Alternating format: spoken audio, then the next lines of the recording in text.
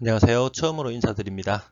대구 부동산 1일 브리핑 해드리도록 하겠습니다. 감정원 그리고 네이버 매물 등을 주로 소개해드릴 예정입니다. 대구 아파트 거래량 초록색으로 표시된 이 부분 보이시죠?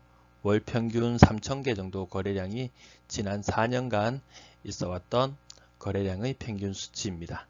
그리고 빨간색으로 보이는 이 부분이 2021년 올해의 아파트 거래량입니다.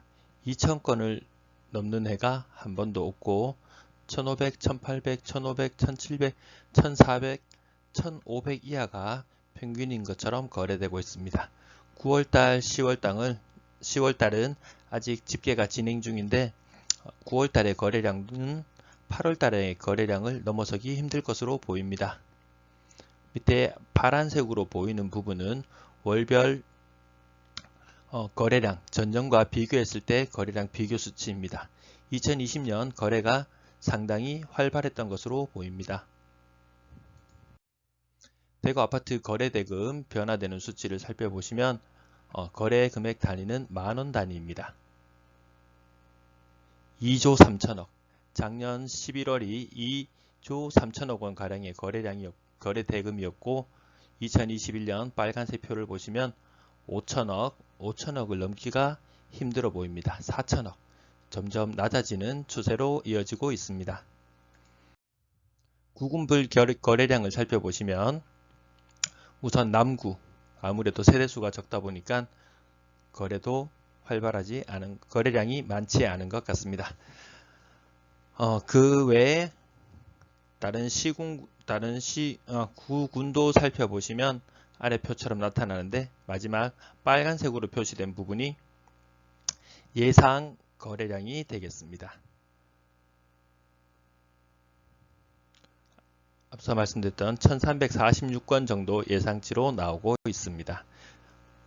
8월달과 크게 변함이 없는 것으로 보입니다. 대구 분양권 거래량 살펴보시겠습니다. 2020년 하반기로 가면서 거래량이 많이 늘었습니다. 하지만 12월을 끝으로 올해 접어들면서 2월 가장 많은 860건을 기록한 이후로 거래량은 지속히 감소해서 150건을 넘기는 경우가 잘 없는 것 같습니다.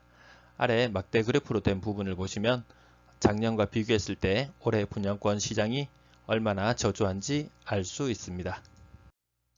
분양권 거래대금 살펴보시면 거래량이 많았던 전년 7천억 원 가까운 거래 대금을 보였다가 올해는 1,000억도 채 넘기기 힘든 달이 여러 달 동안 이어지고 있습니다.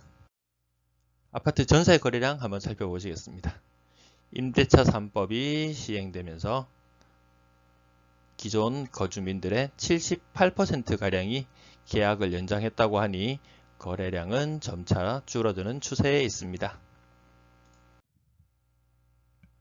대구 아파트 월세 거래량 살펴보겠습니다. 전세와 크게 다름이 없는 모습을 보이고 있습니다. 마찬가지로 감소세라는 뜻이겠죠. 대구 임대 거래량 전체를 살펴보시면 전체 지난 4년간 평균인 초록색 진하게 색칠되어 있는 부분 아랫부분 하단 쪽으로 이어지고 있습니다. 아무래도 무더위가 극성인 이사철이 아니기 때문에 무더위가 극성을 부리던 무렵에는 임대 거래량이 적은 모습을 보이고 있습니다.